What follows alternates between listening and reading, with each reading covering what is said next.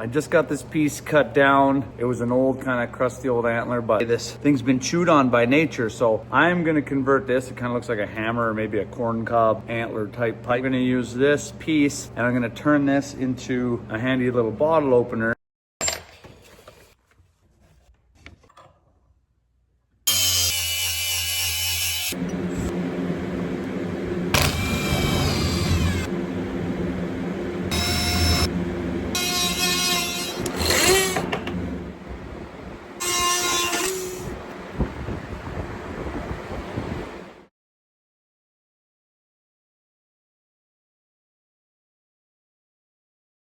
So still got lots of work. I put some epoxy in there last night. This is all like super hardened and good. Sand this down, polish it up, put some clear coat on it.